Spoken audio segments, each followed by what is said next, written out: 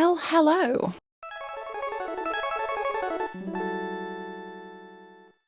We're taking a look at 10 of the best Xbox 360 games that are backwards compatible on the Xbox One.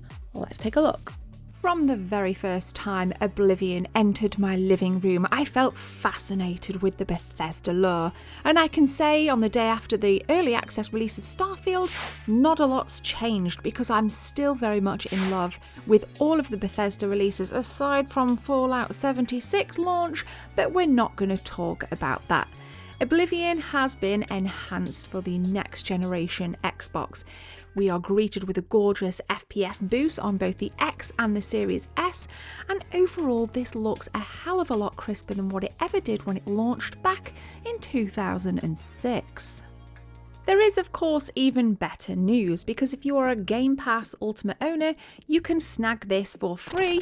In fact, you can snag all of Bethesda's games for free, as of course they're owned by the mighty Microsoft. If you didn't have Game Pass, you can expect to pay about £15 for this, which is quite pricey considering you can pick this up in physical format for a couple of quid from CEX. On a personal note, Oblivion changed a lot for me. I was absolutely addicted to this game, and okay, I played it first on the PlayStation 3, but I'll never forget what this game did. It really did introduce me to RPGs on a mass level. I actually went on to play lots of JRPGs as a result of playing this. I absolutely adore this game, and I definitely think it's one that you need to be playing on your backwards compatibility and or Game Pass in 2023. Please share your memories of Oblivion in the comments. We are on to the first-person shooter genre now, and the Fear Trilogy are backwards compatible. Fear 3 in particular looks absolutely gorgeous with its higher frame rate capabilities on the Series X. I effing loved the Fear Trilogy back in the day. I was very eager for Fear 2 in particular to come out because, again, Fear was one of the first 3 games that I played on, again, PS3. Of course, we've already mentioned Oblivion, Virtua Fighter was the other, and Fear really got me salivating for the sequel of Fear 2. What appealed to me back then was the marrying of genres, horror and first-person shooter, both of which I absolutely adore. Couple in with lots of blood and guts, and that is Fear. There's some really nice gameplay mechanics too. Unfortunately, Fear 3 is not on Game Pass, but rest assured you can buy this very, very cheaply. Depending on condition, it can vary between £2, yes, I've seen it for £2 at a car boot, up to about 10 in CIB Minty Fresh. So it's quite a nice introductory first-person shooter in terms of price, and it proves that you don't have to break the bank to be able to get a fantastic experience that looks crispy fresh on your latest generation of Xbox consoles in 2023. 50 Cent Blood on the Sand is, of course, backwards compatible, otherwise it wouldn't feature in this episode, and I have to give props to my great friend Reese for bringing this hidden gem to my attention. This game is absolutely phenomenal, and had it not have brought it to my attention, it would be one that I completely overlooked. It's quite pricey if you buy it from CEX. I recently paid £20 for it, so it's up there in terms of price because most Xbox 360 games you can get for a couple of quid, £10 at most. And as a caveat to this game, when I played it recently on my Xbox One X on stream, online multiplayer was still open. That's right, a companion can join you and you battle your way through these levels and kick some absolute ass. If nobody wants to join you online, you are stuck with your AI, which can be pretty handy in those stickier situations.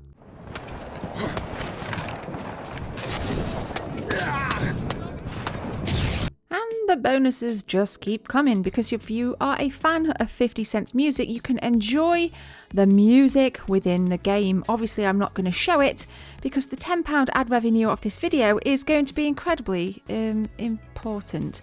Obviously, that's sarcasm. Anyway, you need to check out this game and enjoy it wholesomely on backwards compatibility. Looks like the terrorists just through here.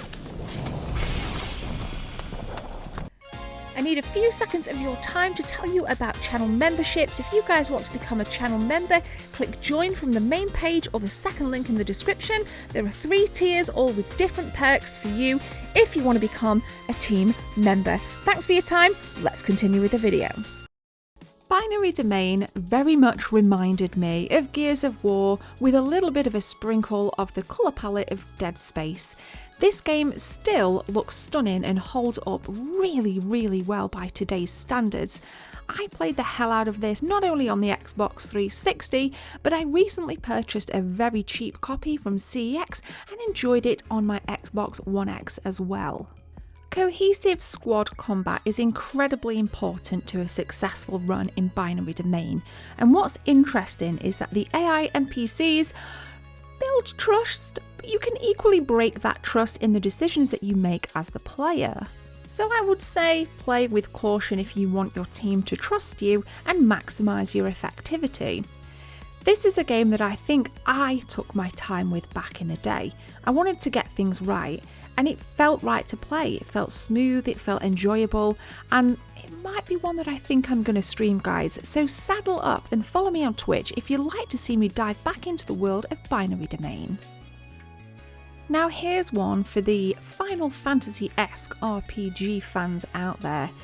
This is Lost Odyssey, a beautiful turn-based RPG that really did push the Xbox 360 to its limits, in my opinion. This was one that I played very much later in the 360 lifespan, and I wondered why I'd left it so long. I've thoroughly enjoyed this game, and it took me right back to the feelings I got when I first played Final Fantasy X for the very first time. I was stuck on it, I was addicted to it, I loved the characters, I didn't skip a cutscene. This game really pulled me in, and when I found out it was backwards compatible, I jumped for joy. Unfortunately, this is not on Game Pass, but you can buy it from the Microsoft Store for £9.99. In CEX though, it is a hell of a lot cheaper, priced at £3. That's a massive difference, but it depends if you're a physical collector or if you just want to remain digital. So guys, this is Lost Odyssey. Make sure you've got a spare 60, 70, sometimes even 80 hours to plough through this, and again, this one's definitely going to appeal to the JRPG and the RPG fans out there. Bullet time, auto aim, cover systems, painkillers, Max Payne has it all. The awesome third-person shooter from Rockstar is back, and you can enjoy it with a higher frame rate and crispy visuals on your latest gen Xbox consoles. Now I'll be honest with you, there's not many Rockstar games that I dislike. For me, the level of detail in this game, the environments and everything to do, see and just approach, it just felt so real back then. Immersion was absolutely at its finest, but again, it's a Rockstar game, so I didn't expect anything less. Again, the addition of the bullet time, the Matrix style-esque bullet time, arguably overdone, but seems to fit incredibly well with Max Payne. Unfortunately, this is not on Game Pass, so you can expect to pay quite a hefty price for this on the Game Store. It's $17.99. But in CEX again, or in your local retro game shop, you can get this for a lot cheaper. And when I say cheaper, £3.50 to be exact. This list is pretty cheap if you ask me.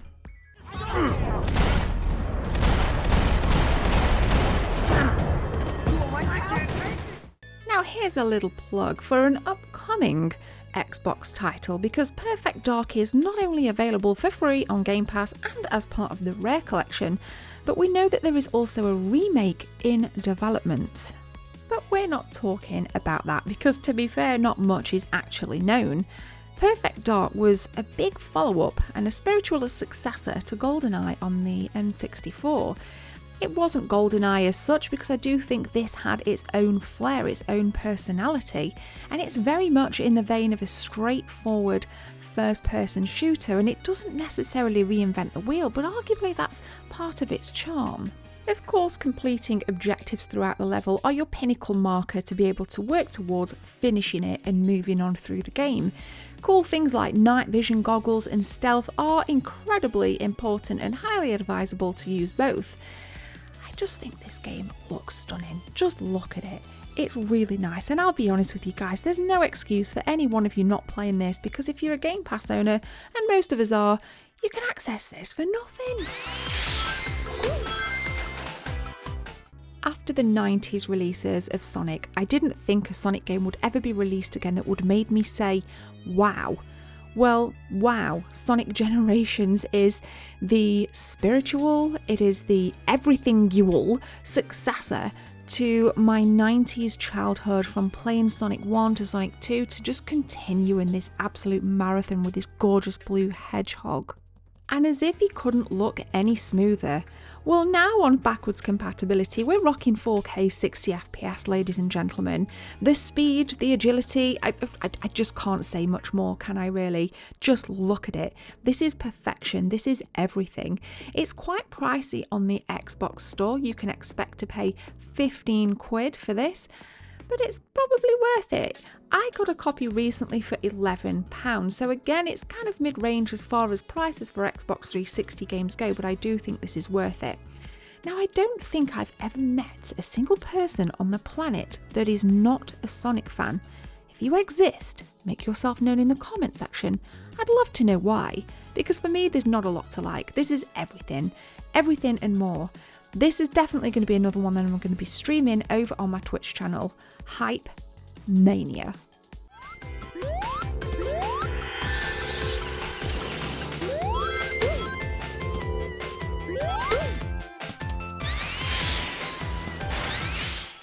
Back in my mid-20s, I was a PlayStation 3 owner. I'd never played an Xbox 360 until Mass Effect 2 came out, because it was a console exclusive back then.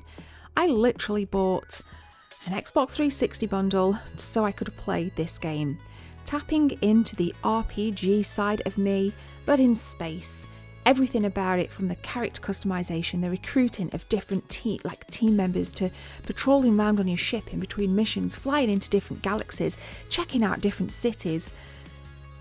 Again, it was a phenomenal experience. And of course, we're playing on amazing next generation Xbox hardware and enjoying it in crispy HDR, 4K, 60 FPS. I have nothing more to say other than I think this game is a masterpiece.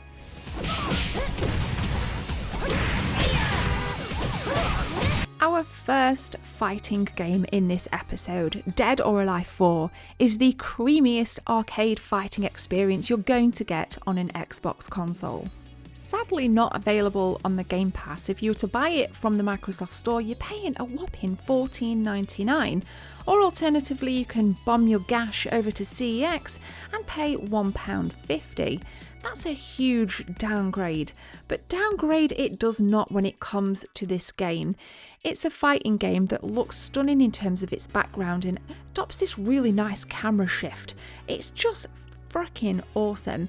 I've always enjoyed this game. I think for me it took me back to my days of playing Tekken 2 on the PlayStation 1 for the first time.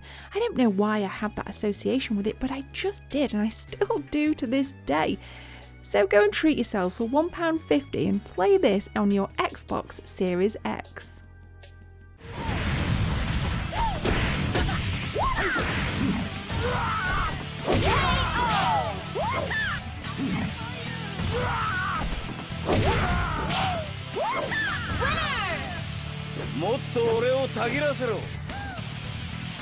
Some absolute stonkers there.